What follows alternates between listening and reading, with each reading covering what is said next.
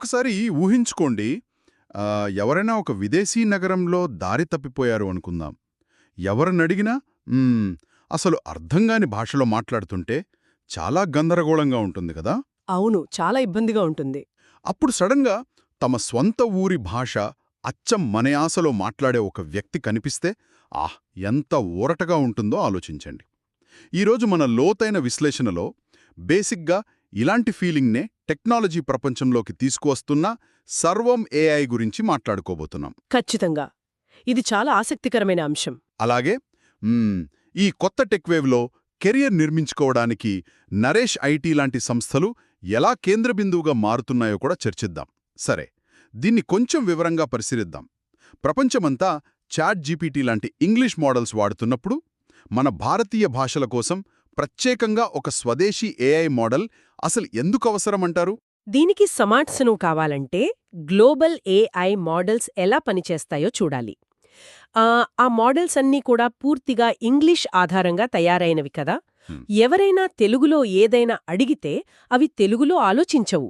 అంటే అవి ముందు ట్రాన్స్లేట్ చేసుకుంటాయా? ఎగ్జాక్ట్లీ.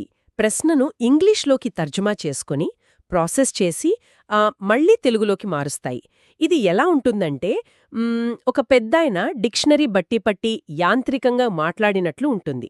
ఓహో, అంటే మన భాషలోని ఆత్మ లేదా ఆ ఫీలింగ్ అనేది ఈ ట్రాన్స్లేషన్లో అడ్డంగా మిస్ అయిపోతుందన్నమాట. కరెక్ట్. సర్వం ఏఐ ఇక్కడే గేమ్ మారుస్తోంది. వీళ్ళు మోడల్స్ను నేరుగా మన భారతీయ భాషల్లోనే ట్రైన్ చేస్తున్నారు. ఏంటంటే ఇది ఒక పిల్లాడికి వాళ్ల మాతృభాషను సహజంగా నేర్పించడం లాంటిది. వావ్, ఇది వినడానికి చాలా బాగుంది. అవును. దీనివల్ల వాయిస్ టెక్నాలజీ చాలా న్యాచురల్గా పనిచేస్తుంది.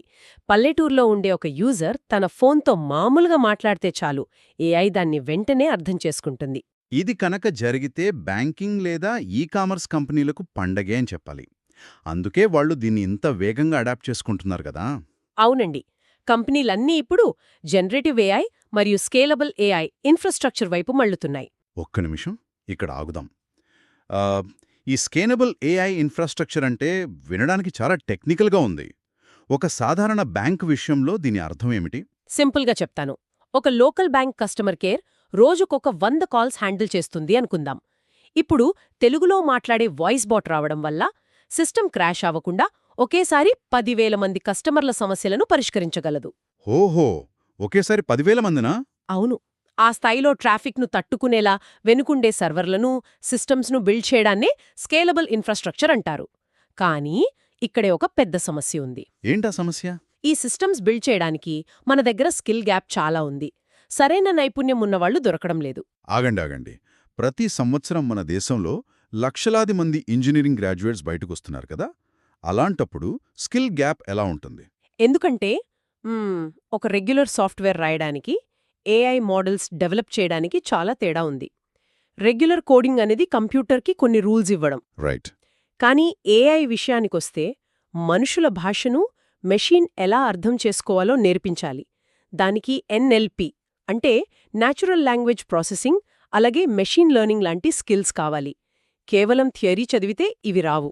అంటే ఇక్కడే నరేష్ ఐటీ లాంటి సంస్థల పాత్ర మొదలవుతుందన్నమాట.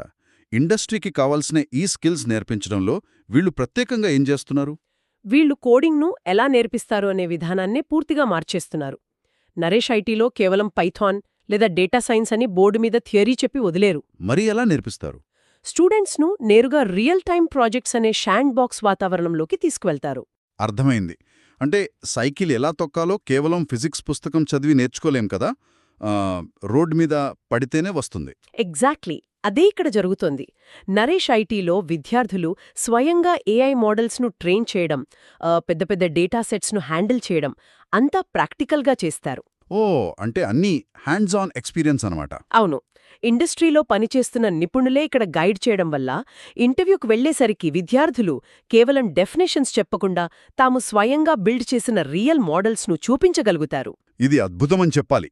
అంటే నరేష్ ఐటీలో ఒక విద్యార్థి కేవలం మెషిన్ లెర్నింగ్ అంటే ఏమిటో చదవటం కాదు, తెలుగు కస్టమర్ల కంప్లైంట్స్ అర్థం చేసుకునే ఒక చిన్న ఏఐ మోడల్ను స్వయంగా తయారు చేస్తారన్నమాట. 100కి 100 పాళ్లు నిజం. సర్వమేఐ లాంటివి మన భవిష్యత్తును లోకల్ భాషల్లోకి తీసుకువెళ్తుంటే ఆ భవిష్యత్తును నిర్మించే డెవలపర్స్ను నరేష్ ఐటీ తయారు చేస్తోంది. అంటే ఇదొక పూర్తి ఎకోసిస్టమ్ అనమాట. అవును. టెక్నాలజీ, దానికి తగ్గ నైపుణ్యం రెండూ ఒకేసారి ఎదగాలి. అప్పుడే సరైన ఫలితముంటుంది. కరెక్ట్. ఇది ఆలోచిస్తుంటే నాకొక ఆసక్తికరమైన ప్రశ్న తడుతోంది. ఈ ఏఐ మోడల్స్ మన లోకల్ భాషను పర్ఫెక్ట్గా నేర్చుకుని మాట్లాడడం మొదలుపెడితే భవిష్యత్తులో మన పల్లెటూరి యాసలు లేదా మాండలికాలు అలాగే ఉంటాయా? చాలా మంచి ప్రశ్న. అవును. ఏఐ ప్రభావం వల్ల అందరూ ఒకేలాంటి ప్రామాణికమైన భాషను మాట్లాడటం మొదలుపెట్టి మన ఊరి యాసలు కనుమరుగైపోతాయా అనేది ఆలోచించాల్సిన విషయం. ఈ ఆసక్తికరమైన ఆలోచనతో ఈనాటి లోతైన విశ్లేషణను ఇక్కడితో ముగిద్దాం.